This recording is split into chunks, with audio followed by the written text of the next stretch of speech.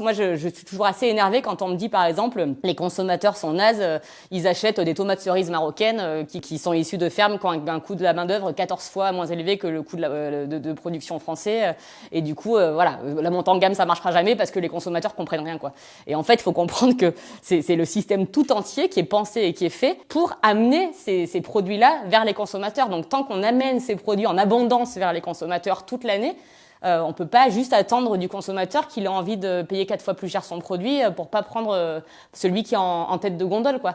Donc effectivement, si on veut vraiment aller vers ce cap de la transition, vers ce cap de la norme, il faut accepter, encore une fois, d'être protectionniste et d'être un peu plus régulateur. Marine Colli, bonjour. Bonjour. Très heureux de te recevoir dans ce nouvel épisode du podcast des Forces françaises de l'industrie. Merci pour l'invitation. Écoute, c'est un plaisir. Donc surtout que nous n'avons pas encore assez de membres des FFI qui nous viennent d'Auvergne, surtout pour nous parler du sujet qu'on va évoquer ensemble, puisque je vais te laisser te présenter, mais on va beaucoup parler agriculture, alimentation et peut-être un petit peu plus. Avec toi, vu que c'est ton métier, je te laisse te présenter. Oui, alors moi, effectivement, je suis membre FFI, mais qui ne travaille pas du tout dans le secteur de l'industrie. Je travaille sur les politiques agricoles. Je suis une consultante indépendante et mon métier, en fait, consiste à organiser des conférences, à publier des rapports, à monter des projets sur tous les enjeux de politique publique qui impactent l'agriculture et qui freinent la transition de nos systèmes agricoles. Est-ce que ça s'appelle lobbyiste ? Ça s'appelle lobbyiste. Alors, ça dépend pour qui je travaille. En fait, je fais de l'influence. Le mot le plus adéquat, c'est le plaidoyer, parce qu'en fait, j'ai pendant un temps défendu des intérêts privés d'une filière agricole. Là, je travaille plutôt pour des think tanks, des organisations type association. Donc voilà, je ne défends plus d'intérêts privés. En revanche, j'assume complètement le fait que la finalité de mes actions, elle vise à avoir un impact sur les politiques publiques qui encadrent la production agricole. Ça t'a pris comment, cette vocation ? Alors pour le coup, j'y suis arrivée par le monde du lobbying, parce que moi, quand j'ai fini mes études, alors je viens pas du tout du monde agricole, j'ai même pas fait des études en agronomie. Raconte-nous un petit peu ton enfance. Voilà. Donc je viens pas du tout du monde agricole, mais j'ai grandi en Auvergne. C'est un bon point pour moi. J'avais accès quand même ça arrive à des gens très bien, à des fermes. Donc c'est pas complètement inconnu pour moi ce milieu, mais par contre j'ai découvert bien plus tard à quel point finalement l'environnement dans lequel je vivais était façonné et directement lié à l'activité agricole. Ça on le sait pas quand on est un enfant qui grandit en Auvergne. J'ai pas fait des études en agriculture, en agronomie. Moi, je voulais faire de la politique, ou je voulais travailler dans le monde politique. Donc, j'ai fait Sciences Po, l'Institut des études politiques de Bordeaux. J'ai un master en communication publique et politique. Et il s'avère que je suis tombée, dès la fin de mes études, dans le monde agricole parce que ma première mission, elle a consisté à développer le service de lobbying pour Interbev, l'interprofession de l'élevage et de la viande. En fait, c'est une structure qui regroupe tous les syndicats de professionnels qui travaillent dans la filière viande, notamment la filière viande bovine, donc les syndicats d'éleveurs jusqu'aux syndicats qui représentent la grande distribution. Et cette interprofession voulait développer ses relations avec les parlementaires. Et donc moi, mon premier poste, ça a été celui-là. J'ai pris la tête du service enjeux publics de cette interprofession. Et donc il a fallu que j'imagine comment on pouvait mieux parler, comment ces professionnels-là pouvaient mieux s'adresser aux députés et aux sénateurs pour avoir des lois qui soient plus favorables au développement de cette filière. Et j'ai fait ça pendant 10 ans. Donc c'est comme ça que j'ai atterri dans ce secteur auquel je ne connaissais rien. Il y a des choses qui m'ont plu, des choses qui m'ont moins plu, mais dans ce qui m'a beaucoup plu, c'est la relation avec les éleveurs.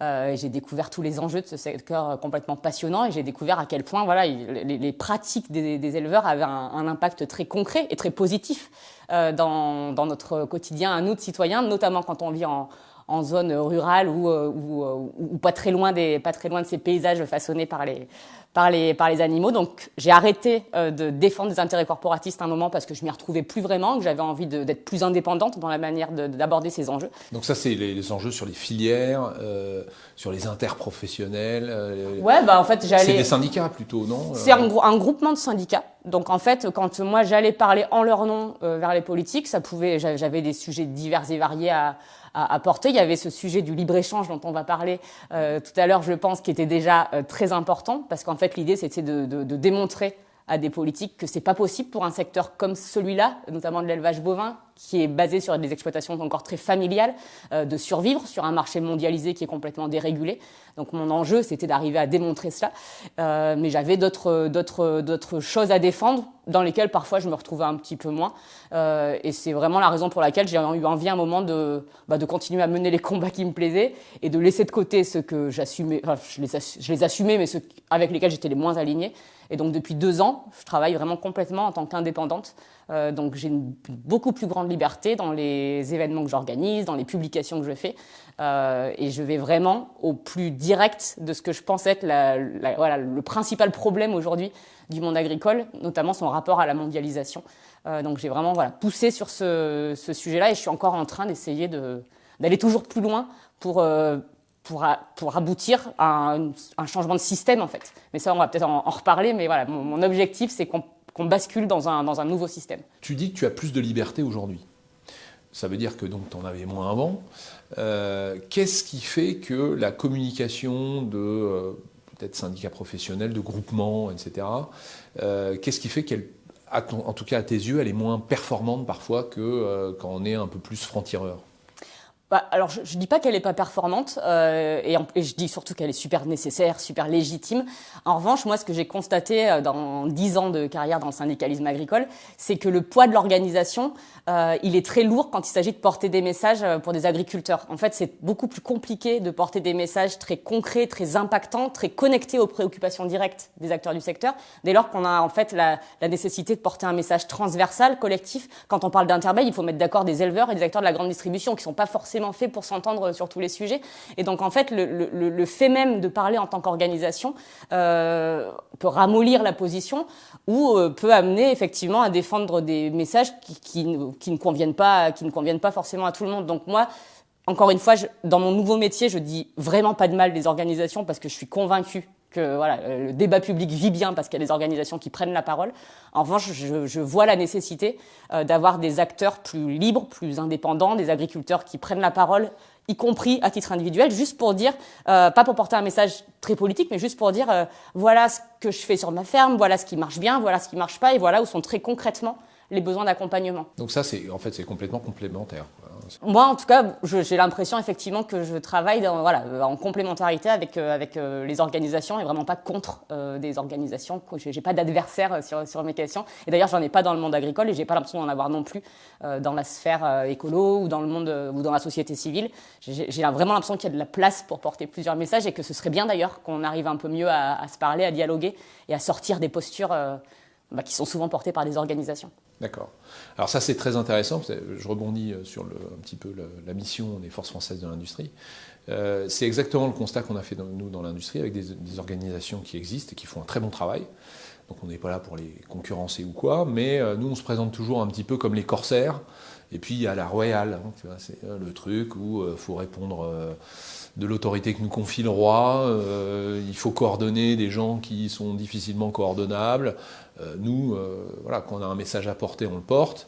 Et il y a autre chose qui m'intéresse beaucoup dans ce que tu as dit, c'est l'incarnation. On est dans une période d'incarnation. L'incarnation dans un collectif, surtout quand il est très très large, ça peut générer des problèmes. Et effectivement, avoir des francs-tireurs qui sont capables, comme ça, d'aller chercher une histoire qui est belle, la raconter en leur nom, simplement, et donc pas avoir à justifier. En plus, il y a plus de spontanéité. Ce qu'il faut, par contre, c'est du coup avoir peut-être plusieurs francs-tireurs, comme ça, il y en a pour tous les goûts, quoi. Mais moi, je trouve que cette démarche que tu nous as décrite est assez intéressante. En tout cas, nous, on s'y retrouve complètement, c'est ce qu'on fait. Donc, formidable. Et moi, par ailleurs, à côté de mon activité de consultante, j'ai lancé une association qui s'appelle Les Voix Agricoles et qui est basée exactement sur ce que tu viens de dire. Les Voix Agricoles, c'est une association qui sélectionne des promotions d'agricultrices et d'agriculteurs de profils super variés, même des jeunes qui ne sont pas encore installés jusqu'à des agriculteurs qui pensent à prendre la retraite et à transmettre leur exploitation dans tous les systèmes, toutes les productions, tous les territoires, justement pour avoir une somme de récits individuels qui viennent alimenter le débat public et qui peuvent contribuer à dépolariser justement parce qu'ils sont 100% connectés à des réalités individuelles. Donc on ne se pose pas la question de la légitimité du message, mais par contre, effectivement, il y a cette somme de récits de francs-tireurs, comme tu les appelles. Et effectivement, moi, je trouve que c'est hyper intéressant et que ça manque beaucoup dans les médias, ça manque beaucoup dans le débat public de manière générale. En tout cas, nous, ce qu'on souhaite faire, c'est vraiment mettre l'emphase sur des travaux de gens comme toi, pour une raison, en fait, assez simple. Je ne sais pas si tu as constaté ça dans tes combats. Sur la partie industrie, l'industrie, c'est quoi? C'est de la production. Bon, finalement, l'agriculture, c'est de la production aussi. C'est pas la même chose, mais il va y avoir des contraintes, il va y avoir une image, il va y avoir un message par rapport à des concitoyens qui vont... La grande question, c'est est-ce que vous consommez, est-ce que vous voulez qu'on le produise ici, ou est-ce que vous en foutez? Enfin, c'est un peu ça le sujet. Les choses sont ainsi faites qu'il y a un cloisonnement en disant, moi j'ai pas mal discuté, puisqu'on avait pris, comme je suis tes travaux, j'avais relayé de temps en temps, et on est beaucoup suivi par des industriels, et parfois ils disent, oui, mais ça c'est pas complètement notre message, etc. Et alors le sujet, c'est de raccrocher ces wagons-là, je ne sais pas ce que tu en penses, mais de se dire, le jour où l'industrie va être défendue par des gens qui ne sont pas des industriels, et où l'agriculture est défendue par des gens qui ne sont pas des agriculteurs, où on a le peuple, quoi, on a la société, alors c'est gagné. Parce qu'on a un personnel politique qui est quand même très attentif à la masse d'électeurs qui vont être conscients d'un problème ou pas. On les connaît, c'est quand même bien de peser et d'avoir un rapport de force par rapport à ces gens-là. Je ne sais pas ce que tu en penses, mais je pense que là-dessus, il y a probablement des liens à faire avec les métiers, enfin, entre métiers de production qui nous rapprocheraient, en tout cas, qui nous permettraient de faire un petit peu plus société, quoi. Ouais, bien sûr. Et puis c'est vrai qu'on se met beaucoup de blocages idéologiques. C'est vrai qu'autour de l'acte de production, par exemple, on a l'impression, mais c'est peut-être aussi un peu la responsabilité des acteurs qui font le débat public et notamment des médias. On a l'impression qu'il y a deux camps. Il y a d'un côté ceux qui veulent produire et de l'autre des écolos décroissants. Il y a quand même beaucoup de place au milieu. Et moi, je suis convaincue que cette ultra-polarisation, elle est en partie artificielle.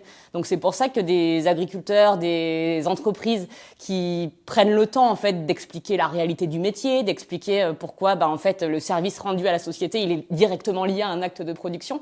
C'est hyper important et moi je suis vraiment, alors peut-être que je suis trop naïve ou beaucoup trop optimiste, mais je suis convaincue qu'en ouvrant des espaces de dialogue entre secteurs et entre les producteurs et les citoyens, il y a vraiment beaucoup de place pour générer plus de compréhension, plus d'empathie et qu'il faut qu'on arrive à les ouvrir ces espaces parce que si on s'en tient à ce qu'on nous montre, et moi vraiment je suis vraiment en colère sur la manière dont les médias notamment traitent le débat agricole aujourd'hui. Si on se contente pas de ça et qu'on ouvre des espaces de dialogue, on se rend compte. Enfin moi, à chaque fois que j'organise des événements, j'ai de très belles surprises.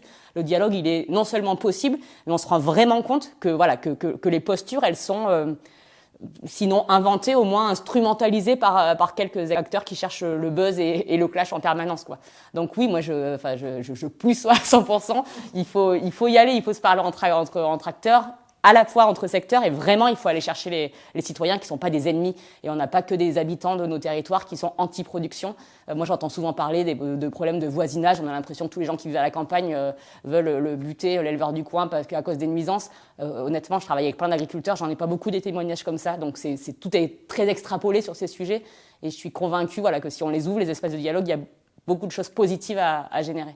Mais oui, mais je pense que, et là aussi c'est tous les métiers de production, il y a probablement tout à réinventer, notamment parce que c'est quelque chose de nouveau. Je pense qu'avant, dans toutes les familles de France, il y avait des agriculteurs, il y avait des ouvriers, il y avait des gens qui produisaient d'une façon ou d'une autre.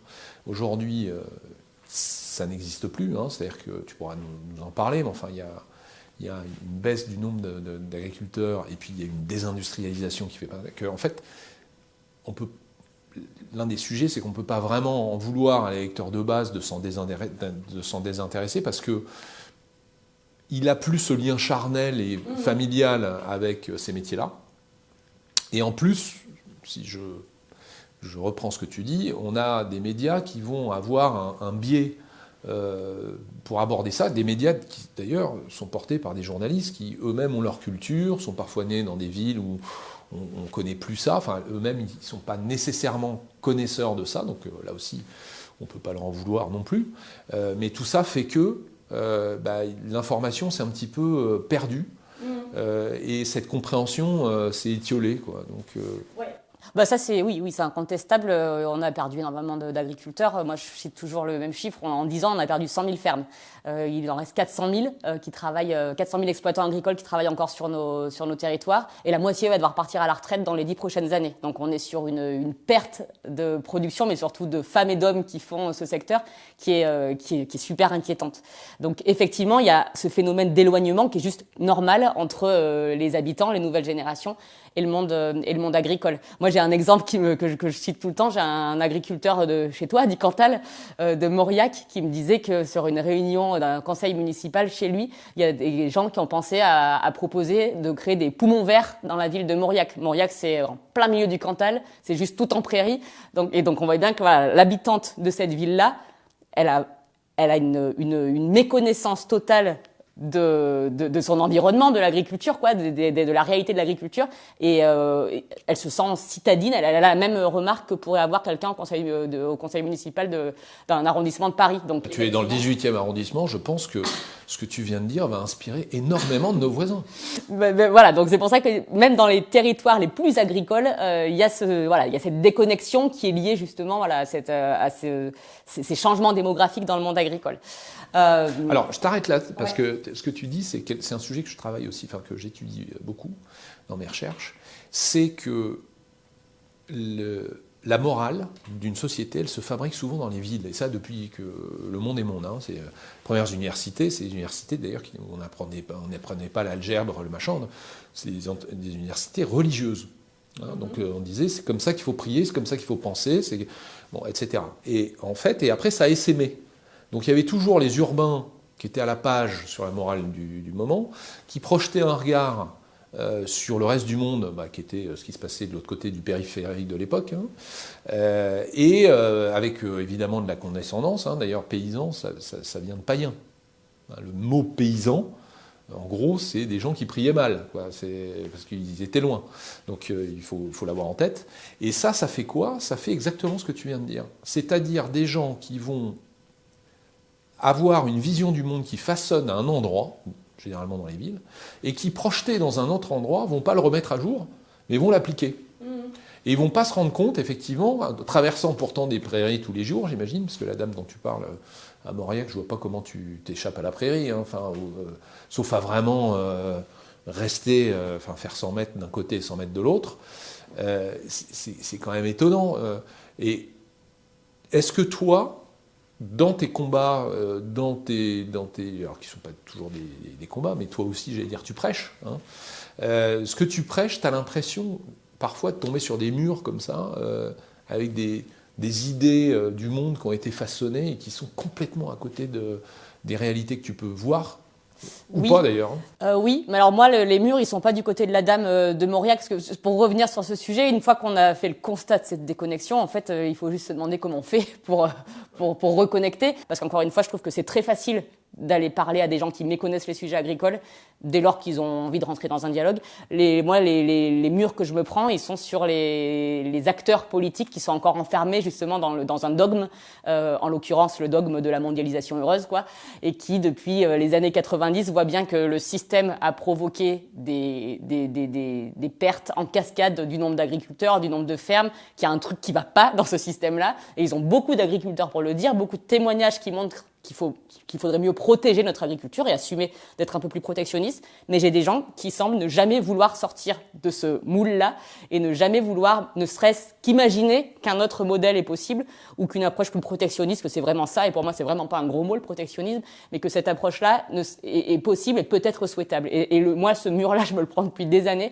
Et puis on le voit bien avec l'actualité, on en reparlera sans doute, mais on a l'impression qu'à chaque fois on a des gens pour remettre une pièce dans ce système qui me semble destructeur. Et donc il est là le vrai mur pour moi.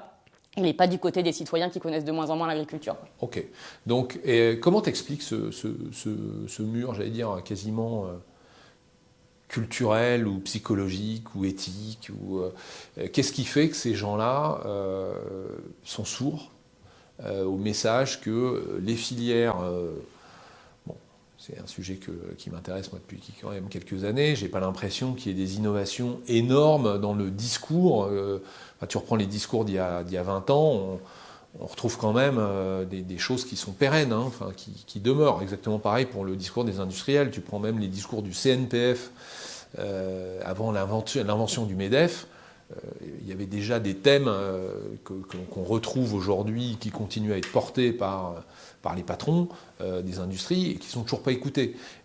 Tu sens la même chose et tu l'expliques comment, justement, ce mur, une fois que tu l'as constaté? Je l'explique de deux façons et des façons un peu différentes selon qu'on parle à l'échelle nationale ou à l'échelle de l'Union européenne. À l'échelle nationale, j'ai l'impression qu'il y a une écoute sur ces sujets et qu'il commence à y avoir de vrais consensus, notamment sur cette idée qui consiste à dire maintenant, en fait, quand un secteur est défini comme stratégique, c'est le cas de l'agriculture, de l'alimentation, il faut assumer de le protéger. Il y a pas encore les actes ne sont pas là, mais je trouve que la bataille culturelle, elle a vraiment gagné du terrain. Tu veux dire, chez les politiques aussi? Chez les politiques aussi, ouais. Et c'est fin ou c'est un truc où on dit oui, Marine, c'est super ce que vous dites, génial, et puis ils font autre chose, ou tu sens une sincérité? Non, c'est pas. Et puis en plus, on me le dit pas à moi. Ça se traduit. Quand je regarde les votes des députés, des sénateurs, alors c'est des petits signaux qui sont envoyés, et en fonction des textes, mais on voit que ces signaux sont de plus en plus prégnants, et on voit qu'il y a cette prise de conscience qui transcende les clivages idéologiques habituels. À droite comme à gauche, pour être très clair, il y a un consensus sur le fait qu'on devrait mieux protéger notre agriculture. Ça se traduit pas encore dans les faits, et ça se traduit pas dans un changement de modèle. D'une part parce que je crois que c'est compliqué, en fait, quand on est ministre, par exemple, sur un mandat très court, d'amener ce changement qui est un changement systémique, donc un énorme changement.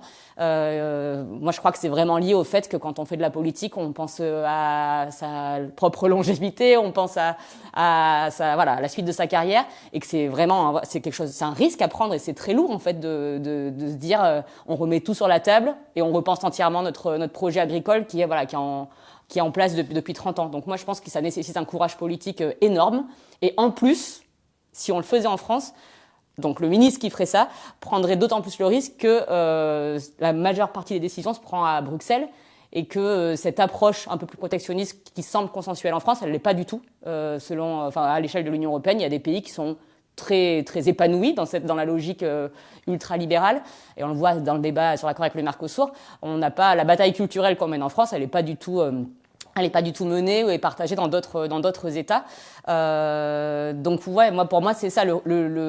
Si un ministre mesure le ratio bénéfice-risque à enclencher ce changement de modèle là, c'est assumer de prendre un risque politique et d'en assumer les conséquences personnelles. Donc c'est comme ça moi que j'explique le statu quo.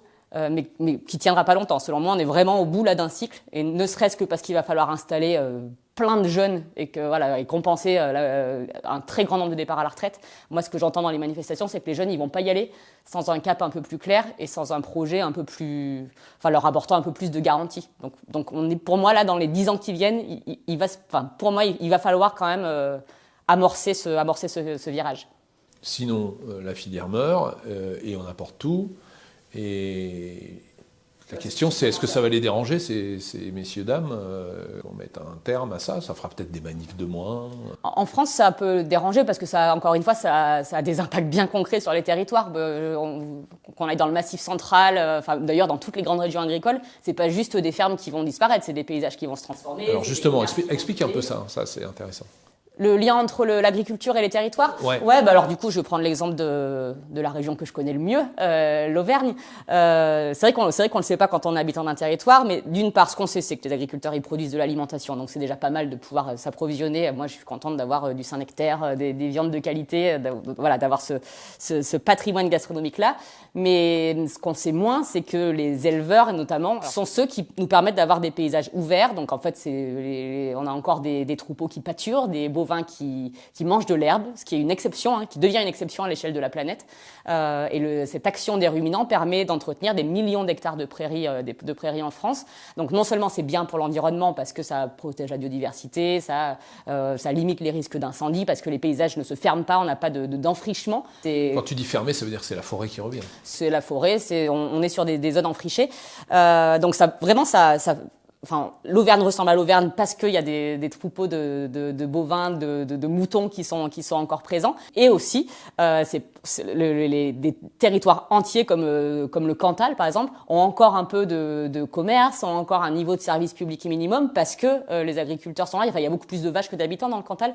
Donc, non seulement il y a ce service rendu à l'environnement, au paysage, mais il y a vraiment un lien très direct entre la production agricole et le dynamisme économique et social de ces territoires. Je sais qu'il y a plein de zones dans le Cantal où des écoles sont menacées de fermeture parce que justement il y a de moins en moins d'agriculteurs et c'est un peu le cercle vicieux parce que comme il y a moins d'écoles, des jeunes agriculteurs choisissent pas ce territoire-là pour s'installer et on sent que là aussi il y a un point de bascule qui se rapproche. Et voilà, donc moi je garde l'exemple du Cantal, mais pour un territoire comme le Cantal, je suis très inquiète si vraiment on n'arrive pas à donner le virage qu'il faut à nos politiques agricoles et donc à installer des jeunes, ça risque d'être très compliqué, et notamment d'attirer des jeunes familles pour vivre sur ces. Enfin, il faut être motivé pour arriver dans un village où t'as plus de commerce, t'as pas d'école, ou alors dès le collège, ton gamin doit partir à l'internat. Voilà, il y a une urgence, je crois, à plein d'endroits. Il y a un lien très fort entre l'urgence qu'on a à inventer ce nouveau modèle agricole et l'avenir à assurer pour nos territoires ruraux. Donc ça, c'est pour ça que tu penses que, vu l'impact que tu viens de décrire, qui n'est pas que finalement ce que je mange, où est-ce que c'est produit, mais qui est même pas seulement économique, mais qui est vraiment sociétal, finalement social et sociétal, tu penses que ça a bougé. Tu as parlé des élus nationaux et locaux, donc qui ont pris conscience de ce sujet-là, à la différence des élus européens. Est-ce que, élus ou d'ailleurs fonctionnaires, est-ce que le sujet, c'est les élus ou c'est les administrations? Parce que moi, plus ça va, et plus j'ai l'impression que les élus, en plus avec notre Assemblée nationale qui change tous les 4 matins, c'est-à-dire qu'il y a quand même des durées de vie, même des ministres, qui sont très courtes. Est-ce que tu penses que ces gens-là, ils aident? Ils veulent sincèrement aider la filière et ils comprennent le monde agricole, ou ils sont là pour appliquer une idée qu'ils se sont fait ailleurs et qui finalement ils disent là-haut ça bouge, on a des injonctions, mais il suffit d'attendre la prochaine élection et puis on fait ce qu'on veut. Moi je suis encore convaincue, mais peut-être que je suis encore là trop optimiste, que si on a des bons politiques, l'administration suit parce que l'administration est encore au service du politique. Je prends l'exemple du ministère de l'Agriculture. Si on a un ministre qui donne une vraie impulsion, en toute logique, les services suivent la direction montrée par le ministre. Donc ça, tu l'as constaté, c'est pas. Ouais, je l'ai constaté. Je l'ai constaté. Alors j'ai un souvenir, moi par exemple, d'un ministre dont j'ai trouvé l'action très très percutante pendant 2 ans. C'était Julien Denormandie, qui avait un cap assumé, notamment sur le sujet des mesures miroirs, dont peut-être on reparlera, mais qui a vraiment voulu lancer une impulsion là-dessus. Et les services, en fait, suivent. Parce que vraiment, voilà, l'idée, c'est de mettre en application le cap fixé par le ministre. Mais toujours faut-il avoir un cap. Et c'est là où on retombe à chaque fois sur le sujet, c'est il faut l'assumer, le cap, quitte à se mettre quelques personnes à dos. Donc voilà, moi je suis pas de ceux qui disent c'est l'administration qui fait tout. Je crois qu'ils prennent la place qu'on leur donne, les gens de l'administration. Après, au niveau européen, alors c'est pareil, il y a des politiques qui sont... C'est un peu trop facile de se cacher toujours derrière la Commission européenne notamment ou derrière l'administration. À la Commission européenne, on a des commissaires qui sont désignés par les États membres tous les textes européens font l'objet d'un débat démocratique entre des co-législateurs. Donc les députés européens ont un rôle, mais les États ont un rôle très important au Conseil aussi.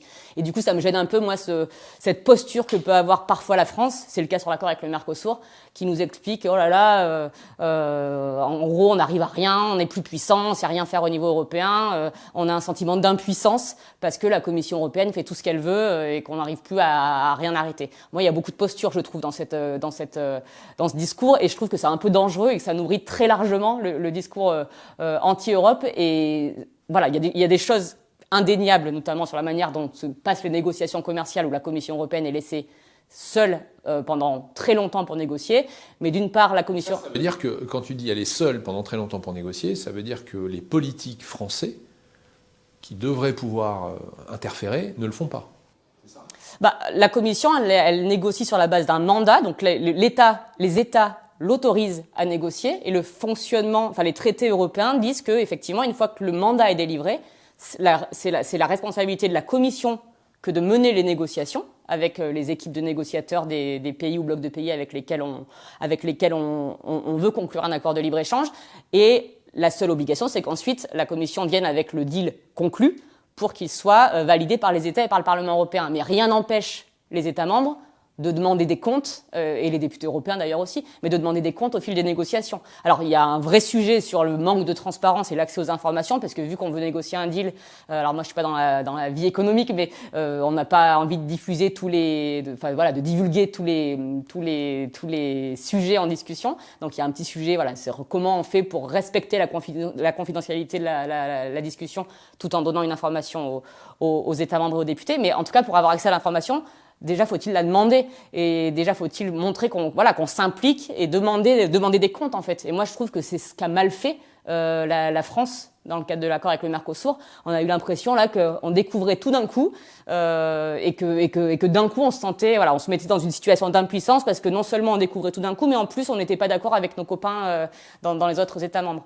Donc encore une fois, il y a une responsabilité. Enfin moi je mets souvent la responsabilité sur le politique, mais vraiment quand on décide d'y aller, quand on décide d'être un responsable politique, il faut assumer ce rôle-là. Il faut demander des comptes parce qu'on a des comptes à rendre, et on peut pas juste se dire les autres sont méchants et mince, l'accord va passer alors qu'on est contre, quoi.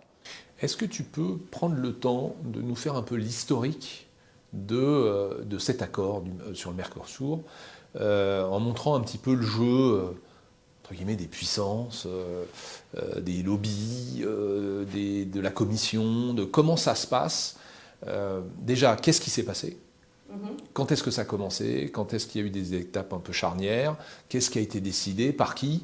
Et pourquoi on en arrive là ? Parce que c'est vrai que tu as parlé plusieurs fois, tu as employé le mot posture. Vu de l'extérieur, c'est quand même beaucoup ça. C'est-à-dire, il y a même des postures d'impuissance simulée. Où on a l'impression qu'il y a des gens qui sont très très contents de prendre un vote radical mais minoritaire. Comme ça, ils peuvent avoir une posture vis-à-vis de notre opinion publique en disant « je vous défends », mais d'un autre côté, ils sont très contents parce que l'accord passe et ça leur va aussi. Donc j'imagine que je suis à moitié parano en disant ça. Qu'est-ce qui est, en tout cas, de la part, en fait, le point de vue de quelqu'un qui suit vraiment ce sujet-là? Est-ce que tu peux nous faire, mettre la lumière sur ce qui est fantasmé et ce qui est réel? Bon, peut-être avec un truc un peu chronologique. La pression. Voilà. Et le tout en 2 minutes 30. Non, on a le temps. On a le temps. Déjà, peut-être resituer cet accord de libre-échange avec le Mercosur. Donc, c'est un accord de libre-échange qui est négocié depuis 1999 entre l'Union européenne et un bloc de pays d'Amérique du Sud, donc qui contient notamment 4 pays principaux, le Brésil, l'Argentine, l'Uruguay et le Paraguay. Et en fait, le Mercosur, c'est un peu une union européenne, c'est un marché unique, une alliance de pays, mais qui a juste la vocation de faire du commerce, qui se donne moins de compétences que ce qu'on a au niveau de l'Union européenne. Pour négocier cet accord de libre-échange, la Commission européenne, elle a demandé aux États membres, en 1999, de lui délivrer un mandat de négociation, donc pour avoir le droit d'entamer les discussions. Les États membres lui ont délivré ce mandat. Et depuis 1999, mais par intermittence, en fait, ça dépendait beaucoup des équilibres politiques du moment, les discussions ont eu lieu entre 2 équipes de négociateurs, ceux de la Commission européenne et ceux désignés par le Mercosur. Donc on n'a pas eu 25 ans non-stop de discussions, il y a vraiment eu des pics, donc les réunions étaient plus ou moins régulières selon les périodes. Entre 1999 et 2019, il n'y a pas eu de conclusion des discussions, c'est-à-dire que les discussions n'ont pas abouti à un deal. En revanche, en juin 2019, la Commission européenne est venue vers les États membres en leur disant « ça y est, on a un deal, on va rentrer dans la phase politique, donc la phase de signature puis de ratification de l'accord ». Ça s'est passé à Osaka, il y a eu un sommet du G20. La Commission européenne est venue dire « youpi, c'est bon, on s'est tapé dans la main avec le Mercosur ». Et moi, je rappelle souvent qu'à ce moment-là, Emmanuel Macron avait pris la parole, d'ailleurs le discours est public, pour dire l'accord est conclu et c'est une bonne nouvelle, c'est un bon accord, nos lignes rouges ont été respectées, on a obtenu des choses sur le respect de nos normes, on a des clauses de sauvegarde dans l'accord, donc il a ouvert la voie à une future signature. Moi, je me souviens qu'il était venu quelques temps plus tôt présenter ses vœux au monde agricole chez moi dans le Puy-de-Dôme et qu'il avait eu ce discours aussi très positif sur cet accord avec le Mercosur. Quelques semaines plus tard, donc on est au mois d'août 2019, on a un président de la République qui change complètement de position sur l'accord avec le Mercosur, sans que la moindre virgule n'ait été modifiée dans le contenu de l'accord. Pourquoi ? Parce qu'en fait, dans les semaines précédentes, on a eu des incendies qui ont ravagé l'Amazonie et on a eu surtout des déclarations du président brésilien de l'époque, c'était Jair Bolsonaro, qui était un personnage plutôt très controversé, anti-écologie, des positions qui n'étaient pas politiquement acceptables. Et donc, il y a eu un conflit diplomatique entre les deux présidents, Emmanuel Macron et le président brésilien. Et donc là, la manière dont ça s'est traduit dans le discours d'Emmanuel Macron, c'est OK, l'accord avec le Mercosur, c'est non, et c'est devenu un très mauvais accord. Donc, ce qui était un bon accord est devenu dans le discours présidentiel le pire des accords jamais négociés. Et donc, à partir de ce moment-là, le président a lancé un peu une fronde contre cet accord. Et là, pour le coup, il a réussi à le faire. Il a embarqué avec lui les Allemands. Il a embarqué avec lui d'autres États, ce qui a contraint la Commission européenne à rouvrir les négociations pour essayer d'intégrer dans l'accord plus de garanties environnementales. Mais encore une fois, j'insiste sur le fait que c'était, le changement de position était lié à une personne, à une situation politique à un instant T au Brésil, et pas du tout à ce qui avait été effectivement négocié dans le cadre de cet accord. Alors pourquoi c'est quasiment personnel ce que tu dis. Qu'est-ce qui s'est passé en dehors des incendies et tout ? Il y a eu des prises de position de la part de Bolsonaro d'un côté et Macron de l'autre. Oui, il y a eu un clash. Je sais ce que c'est. Il y avait pas mal de clash via leurs réseaux sociaux interposés. Il y avait eu même des déclarations sur la première dame de la part de Bolsonaro. Enfin, il y a eu un clash entre deux personnes, mais quand même plus globalement, un clash diplomatique, et il y avait vraiment des propos qui ne pouvaient pas être validés, des propos du président brésilien qui ne pouvaient pas être validés par des présidents d'États membres de l'Union européenne, notamment parce qu'à ce moment-là, c'est moins le cas aujourd'hui, mais la question écologique était vraiment très prégnante dans le débat public. Et c'était quoi ce type de propos qui ne pouvaient pas être acceptés ? Sur la déforestation, c'était pas un sujet. En gros, tout ce que le Brésil avait mis en place pour freiner la destruction de l'Amazonie, Bolsonaro nous expliquait que ce qu'il fallait, c'était produire et exporter, et donc on n'allait pas s'embêter avec ce type de considération, quoi. Et l'accord de Paris à la poubelle, enfin toutes les petites avancées qui avaient été obtenues sur ces questions, lui ne voulait pas en entendre parler. Donc on était très loin de la mouvance du moment au niveau de l'Union européenne. Donc en tout cas, il y a eu, à partir de 2019, un premier basculement de la part notamment d'Emmanuel Macron, mais qui avait encore une fois réussi à embarquer des partenaires européens. Et donc la Commission européenne est retournée à la table des négociations jusqu'en 2024. Où là, décembre 2024, à nouveau, on se tape dans la main avec les négociateurs du Mercosur. La présidente de la Commission européenne va célébrer la conclusion de l'accord. Je sais plus si c'était au Brésil, au Paraguay, mais bref, le 6 décembre 2024. Et donc là, on découvre de nouveau ce qui a été rajouté à l'accord. Pendant 5 ans, Emmanuel Macron, il avait beaucoup parlé de clause miroir. C'est vraiment là que le sujet était devenu prégnant, et notamment grâce à l'impulsion de Julien Denormandie dont je parlais tout à l'heure. Donc on s'est dit, quand on va découvrir l'accord, il va y avoir ces clauses miroirs. Donc les clauses miroirs, peut-être que c'est pas, moi j'ai l'impression que c'est super connu, mais non. Elles consistent à dire toutes les préférences commerciales qu'on concède à nos partenaires commerciaux. Par exemple, on va leur dire que vous allez avoir un quota d'exportation vers l'Union européenne de 99 000 tonnes de bœuf à droit de douane réduit, ou de 180 000 tonnes de volailles sans droit de douane. Pour accéder à notre marché européen avec ces préférences commerciales, vous allez devoir respecter un certain nombre de normes de production. Et en l'occurrence, ce sont les normes qu'on impose déjà à nos éleveurs. Donc voilà, on lutte ainsi contre la concurrence déloyale. Sauf que finalement, l'accord, là, dans sa nouvelle version, est dévoilé, et on se rend compte que les clauses miroirs ne sont absolument pas dans l'accord. Et on a même un porte-parole de la Commission européenne qui prend la parole pour dire en fait, on n'en a jamais discuté, il n'en a jamais été question de ces clauses miroirs dans les discussions. Donc là, voilà, première douche froide. Et on se dit, puisque les lignes rouges de la France n'ont pas été respectées, on est à peu près tranquille, parce que maintenant on va rentrer dans la phase politique, donc la phase de signature de l'accord autorisé par les États membres, puis la phase de ratification. Et la France va dire non. Et puisque cet accord de libre-échange, donc là on va rentrer un peu dans du juridique, mais puisque cet accord de libre-échange est défini comme mixte au regard de son contenu, ça veut dire que ce n'est pas juste un accord de commerce, mais un accord plus large, un accord d'association qui ne relève pas que de la compétence de l'Union européenne. Les traités de l'Union européenne disent que chaque État membre a un droit de veto et que c'est pas seule l'Union européenne qui décide. Et donc on se dit nous, la France, on a notre veto, ça va être vite plié cette affaire.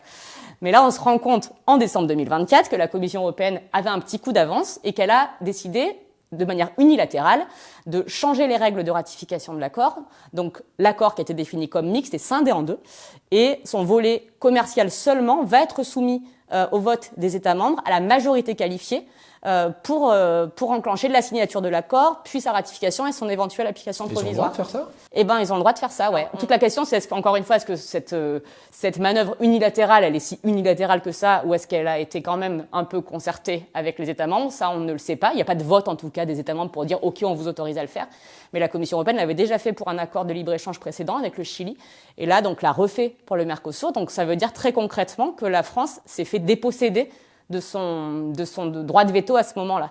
Et nous, les observateurs, on n'était pas très contents parce que ça faisait quelques mois qu'on disait à la France, faites gaffe, on savait que voilà, la Commission européenne l'avait déjà fait sur le Chili, et on allait au devant des ministres, on allait au devant de l'administration française aussi pour dire il y a un truc à surveiller là, parce que si vous perdez le droit de veto, c'est là que l'affaire risque de se jouer.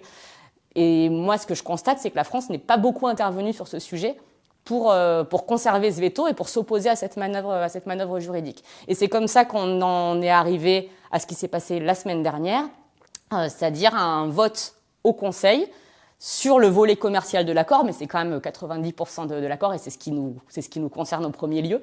Donc c'est fait à la majorité qualifiée, avec la France et quelques autres pays mis en situation de minorité, et donc la Commission européenne a été autorisée à aller signer l'accord. Ça s'est fait le 17 janvier au Paraguay, et donc là maintenant la prochaine étape ce sera le vote au Parlement européen pour la ratification. Maintenant, seul le Parlement européen a encore le pouvoir de faire tomber cet accord. Mais beaucoup d'étapes sont déjà passées et qui, selon moi, auraient pu être évitées. Et alors justement, quand tu dis ça aurait pu être évité, est-ce qu'il y a eu, j'allais dire, de la négligence ? Est-ce qu'on a des gens qui, globalement, étaient pour l'accord et qui ont singé une opposition, mais qui en fait est de papier ? Pourquoi est-ce qu'on n'a pas été au charbon ? Parce que c'est super dur comme position à tenir. Enfin, moi, qui regarde l'accord qu'avec une vision agricole, c'est très facile. On se dit, l'accord, il est pas bon, il suffit de se battre et puis on met tout à la poubelle. Mais il y a plein d'autres intérêts en jeu dans un accord comme celui-là. Déjà, il y a la question des équilibres entre secteurs. Donc, il y a des secteurs de l'économie qui en ont envie de cet accord-là. Et surtout, il y a tout l'enjeu géopolitique. Et c'est beaucoup comme ça, d'ailleurs, que les défenseurs de l'accord ont accéléré le rythme au cours des derniers mois et des dernières années. On voit dans quel monde on vit. On a une guerre aux portes de l'Europe. On a Donald Trump qui fait un peu peur à tout le monde. On a la Chine. Enfin, il y a une espèce de recomposition qui pousse les Européens à se dire il nous faut absolument nouer des alliances géopolitiques avec certaines régions du monde pour être un peu plus costauds face à ces géants qui dominent le monde et qui nous inquiètent. Et ça, pour moi, c'est indiscutable. Le petit sujet, c'est que on ne sait pas faire ça, nouer des alliances géopolitiques autrement qu'en faisant des accords de libre-échange, et donc autrement qu'en utilisant certains secteurs de l'économie comme variable d'ajustement, et autrement qu'en ignorant complètement des impacts environnementaux de santé publique qui sont liés aux préférences commerciales qu'on accorde à certains systèmes de production qui sont très peu vertueux. Donc en fait, quand Emmanuel Macron il doit appuyer sur un bouton, il doit prendre tout ça en compte. Donc la position, elle est hyper dure, et c'est pour ça, c'est ma lecture des choses, qu'il a toujours un peu entretenu une double stratégie. Il n'a pas assumé de dire non au niveau de l'Union européenne, parce que c'était trop dur à tenir politiquement vis-à-vis non seulement de ses partenaires commerciaux, mais aussi de nos partenaires du Mercosur.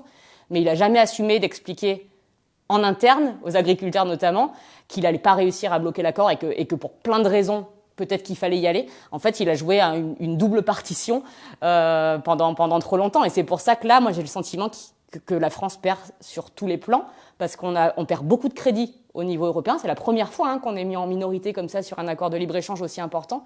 Et là, pour le coup, le président de la République et le gouvernement se sont mis complètement les agriculteurs à dos, parce que pendant des années, ils sont venus leur expliquer que jamais, au grand jamais, cet accord ne serait appliqué. Donc c'est le résultat d'une stratégie politique pas hyper efficace, je crois. Ça s'appelle faire l'unanimité. Ouais. Bon, c'est contre lui, mais c'est pas mal déjà. Ok, bien compris tout ça, tu as parlé de clause miroir. Tu peux illustrer et nous dire c'est quoi ? Ouais, Déjà, on parle de clause miroir et de mesure miroir. Je vais vous faire et souvent on mélange tout, mais c'est pas tout à fait la même chose.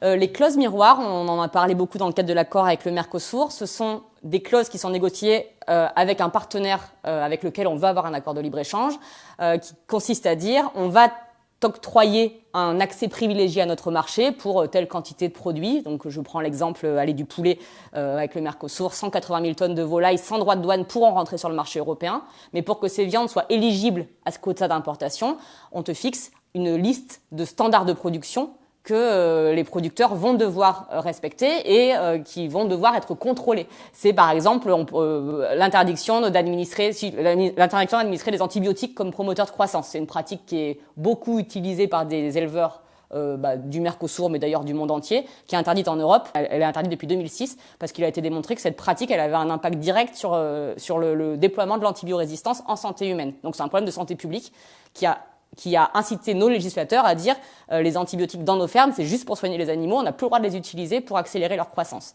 Mais ça fait pas encore l'objet d'une condition d'accès à notre marché. Donc on aurait pu faire ça dans le cadre de l'accord avec le Mercosur, ça c'est ce qu'on appelle une clause miroir. Et ça c'est fait au Brésil, c'est fait... Au Brésil, aux États-Unis, en Ukraine, j'ai tous les champions du monde de la production et de l'exportation de viande. Il y a encore cette pratique d'élevage qui est en cours et quel que soit l'impact sur la santé publique est complètement négligé. C'est d'abord le business et là c'est l'exemple type de notre incapacité à encadrer le commerce pour des motifs de santé publique, quoi. Les mesures miroirs, c'est un peu différent. Là, c'est l'Union européenne qui, de manière unilatérale, adopte dans un règlement européen une mesure qui consiste à dire, puisque j'interdis à mes éleveurs d'administrer les hormones de croissance à leurs animaux pour des raisons de santé publique, je vais aussi poser cette interdiction à tous les éleveurs des pays tiers dès lors qu'ils veulent exporter vers le marché européen. L'idée, c'est pas d'aller faire la loi chez les autres, c'est vraiment juste de dire, si tu veux aller sur mon marché, voilà, cette condition, elle doit être respectée. Cette mesure miroir, elle a été donc adoptée, mise en application dans les années 80, dans les années 90 plus exactement. Ça avait fait beaucoup de bruit, je sais pas si c'est des souvenirs qui remontent un peu, mais l'Union européenne avait fait ça, les États-Unis l'avaient attaqué à l'OMC, l'OMC avait donné raison aux États-Unis, et c'est ce qui avait poussé José Bové et ses petits camarades de la Confédération paysanne à aller démonter un McDo à Millau. J'ai toujours aimé le terme démonter un McDo. Ouais, le McDo était en construction, donc c'était plus facile à démonter. Mais on a ces souvenirs, parce que ça avait fait beaucoup de bruit, mais c'était vraiment lié à ça, à cette affaire du bœuf aux hormones, parce que l'OMC avait décrété que l'Union européenne n'avait pas le droit, de manière unilatérale, de dire pour aller sur mon marché, il faut me prouver que vos viandes ne sont pas issues d'animaux dopés aux hormones de croissance. L'Union européenne, elle a quand même tenu bon, donc cette mesure miroir-là sur le bœuf aux hormones, c'est à peu près la seule mesure miroir dont on a su se doter au niveau européen et qui est toujours en application. Et c'est pas juste... Moi, j'entends souvent des gens dire, ouais, les mesures miroirs, de toute façon, c'est pas contrôlé, donc ça sert à rien. Et là, pour le coup, on sait faire.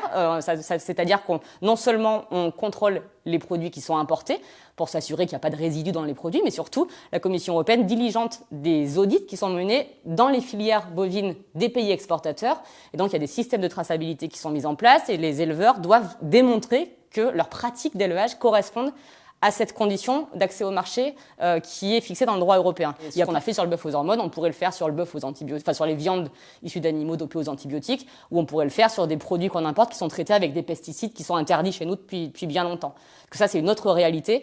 On importe très massivement des céréales et des produits qui sont traités avec des pesticides qu'on a interdits chez nous parce qu'on les a considérés comme toxiques pour l'environnement ou pour la santé. Je peux donner un exemple, l'atrazine par exemple, c'est un herbicide qu'on a interdit en 2003 parce que c'est un herbicide qui pollue les eaux, qui a été considéré comme toxique pour la santé humaine, mais on importe joyeusement beaucoup de céréales au niveau de l'Union européenne, beaucoup de maïs notamment traités avec cet herbicide-là.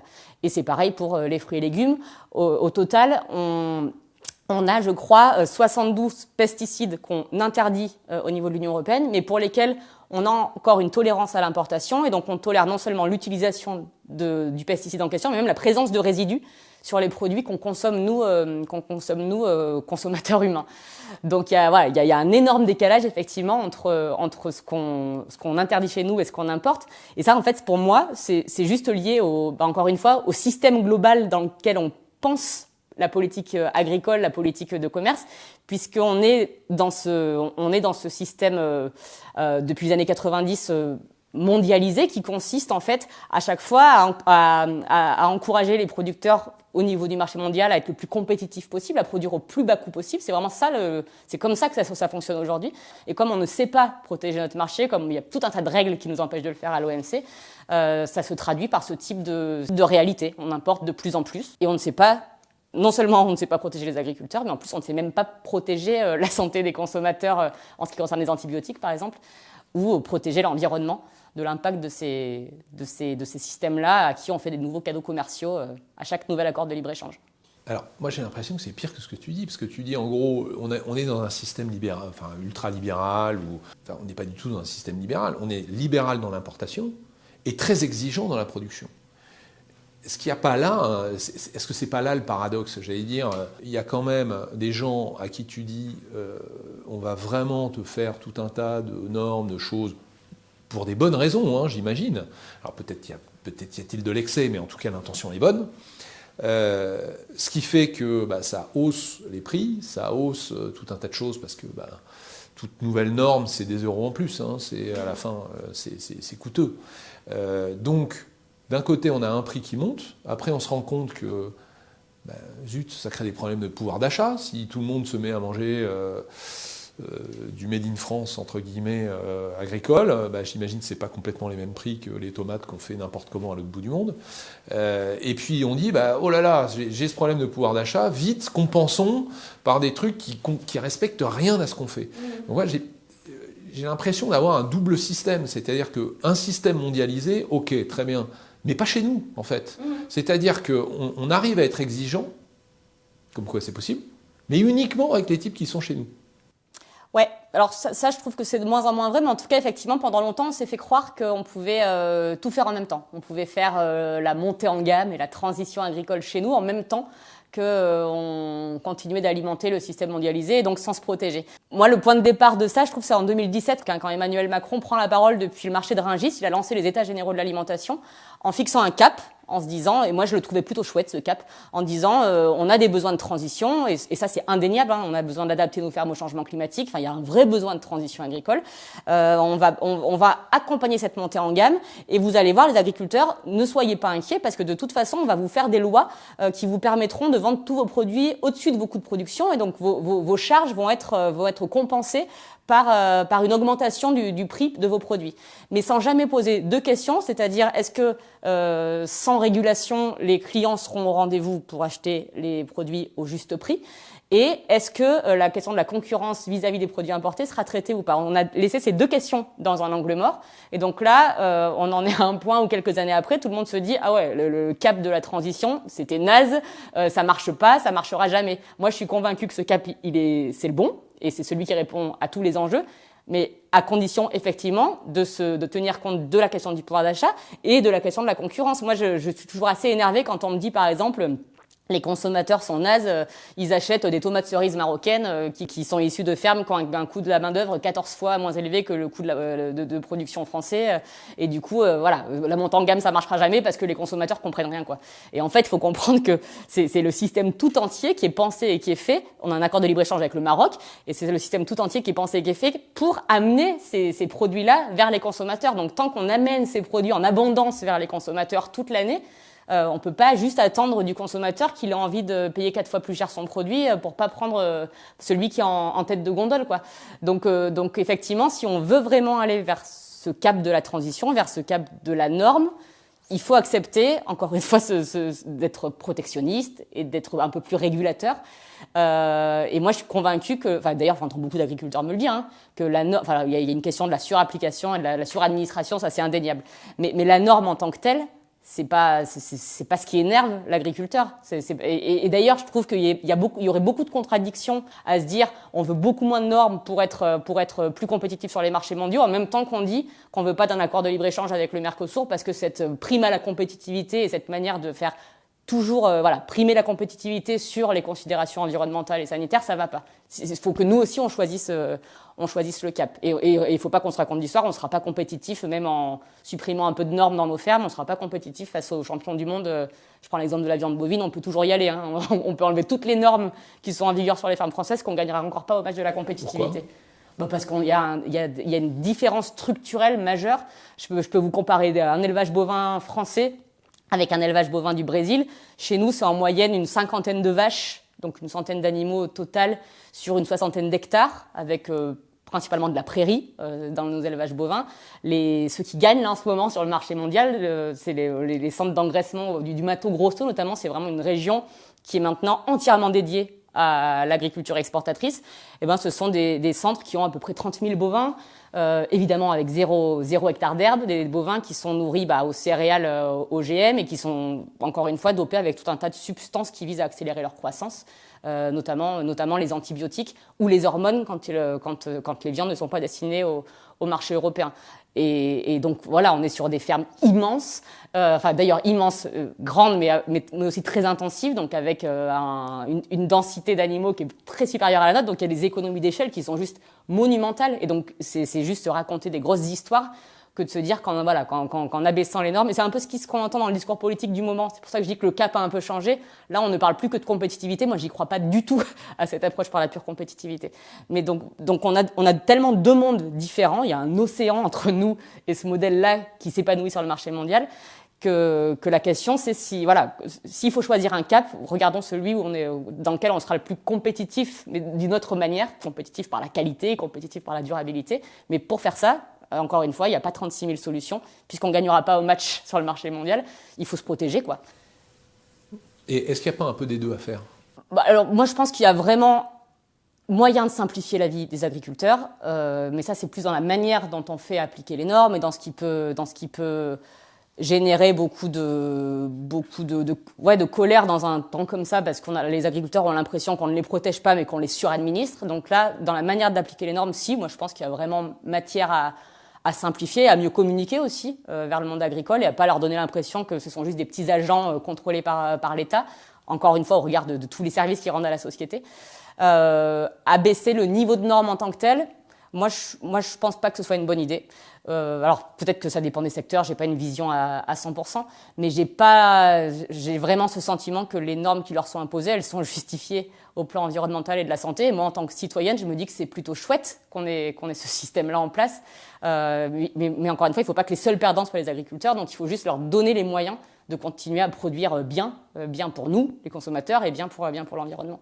Quand tu dis que le problème, c'est pas forcément les normes et le nombre de normes, mais la façon dont elles sont appliquées, en tout cas par l'administration, qui demande un certain nombre de processus. Et tu peux nous expliquer un petit peu la différence, parce que c'est pas évident pour quelqu'un qui ne suit pas. Je prends l'exemple de l'élevage, encore une fois. Je pense pas trouver beaucoup d'éleveurs qui t'expliquent que, par exemple, le fait de ne pas donner d'antibiotiques pour accélérer la croissance des bovins, ce soit un problème dans son modèle d'élevage, ou de tenir un registre pour la traçabilité des animaux, ce soit un problème, parce qu'en fait, je crois que les éleveurs ont tout à fait conscience que c'est aussi un gage de qualité jusqu'au consommateur. En revanche, c'est vrai que pour avoir accès aux aides de la PAC, il y a beaucoup de paperasse. Alors là aussi, par contre, on trouve des éleveurs qui expliquent que puisqu'ils touchent de l'argent public, c'est logique d'avoir ce type de contraintes, mais on a aussi quand même le sentiment d'une surenchère.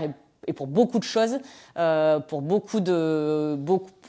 obtenir des aides, il y a beaucoup de travail. Il y a sûrement un ratio à améliorer.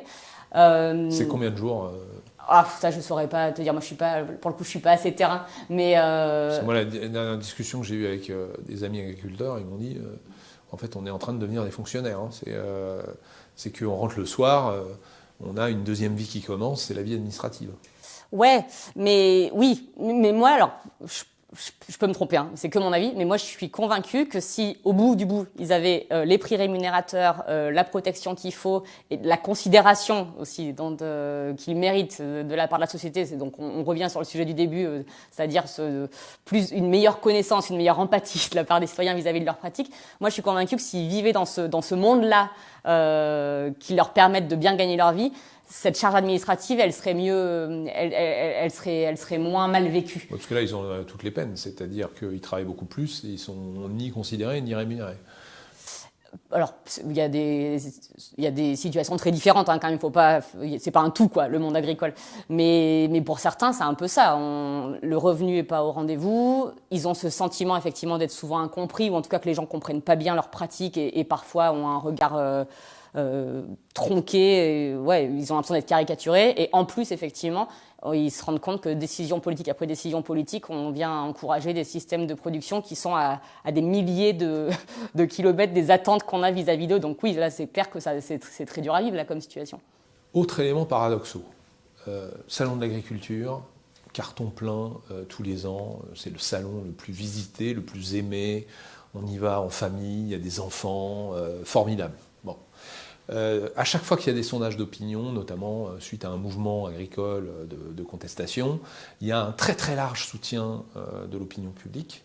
Et à côté, il y a ce sentiment que tu as décrit plusieurs fois, d'abandon, d'incompréhension de la part des professionnels du monde agricole, que je mettrais pour le coup en parallèle avec des opérations extrêmement spectaculaires, alors je ne sais pas si c'est nombreux, pas nombreux, etc., mais de certains mouvements écologistes radicaux qui viennent s'opposer à la création de ce qu'ils appellent les gigabassines, qui viennent, alors on a vu des faucheurs volontaires à certains moments, on a vu des...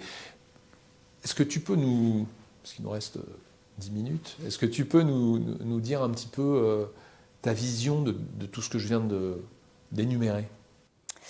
Ouais, alors là c'est pareil, ça va être que de l'intuition. Moi j'ai pas d'expertise particulière sur ce sujet. Moi mon intuition c'est que justement on en fait un peu des caisses sur ces actions qui sont menées et sur les courants les plus radicaux qui sont menés.